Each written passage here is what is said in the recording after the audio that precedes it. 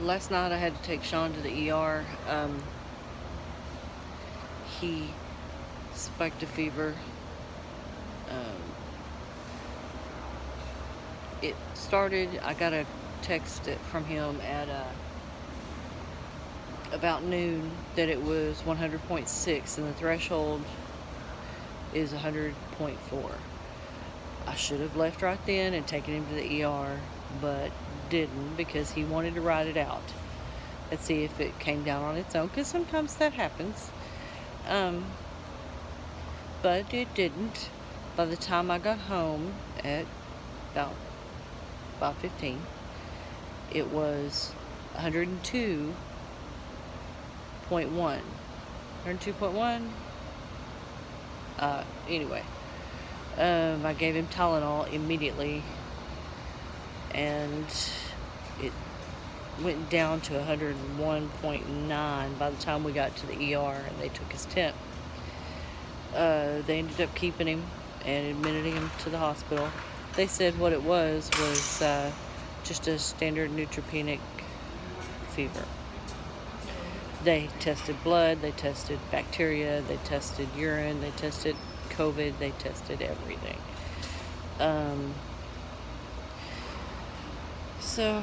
And all those came back negative.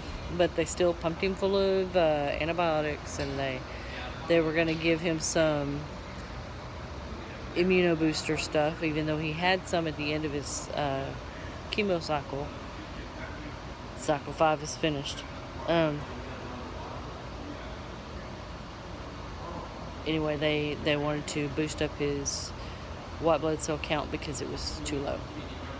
That's what caused the fever. It just happens sometimes. He hasn't had that happen really yet. Well, it did now. They said it's fairly normal. They just want to keep him. They'll let him go when his temp stays under fever, stays normal for 24 hours. Well, that'll probably be Saturday before he gets out.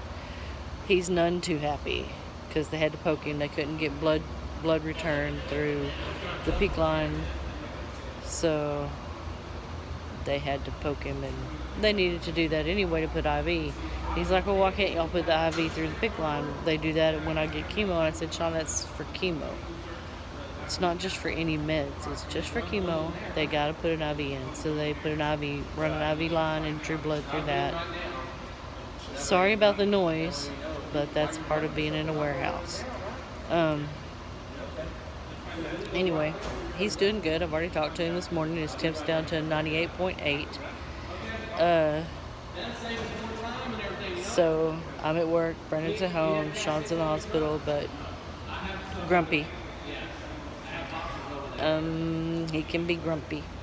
He's safe.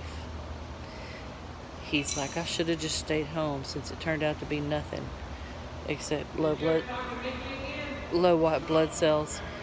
And the nurse is like, no, it was the right thing to come to the hospital. It could have,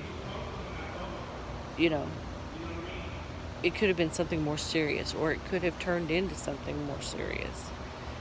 It was the right thing to come in. That's why that threshold number is there.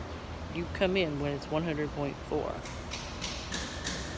because you're super susceptible to absolutely any germs at that point, and nothing to defend yourself with.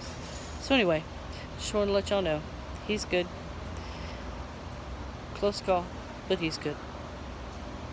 And I guess by association I've been tested for COVID without having something up my nose, because we don't go anywhere, and it's just me, him, and Brandon most of the time. He don't see people. He don't go anywhere. Although after we did labs on Tuesday, we did stop at On the Border and eat some Mexican food. So anyway, we did do that. But we've been cooped up in the house for a while. And me, I've been just cooped up in the house and cooped up at work and cooped up at the house and cooped up at work. He was supposed to get more labs done tomorrow, but they'll just draw his labs there And since Texas Oncology has,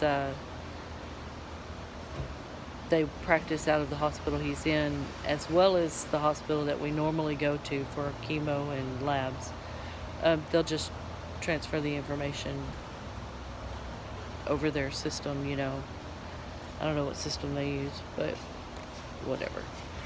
Anyway, there you go. Just wanted to pass on that information. I will talk to you folks later. Peace out.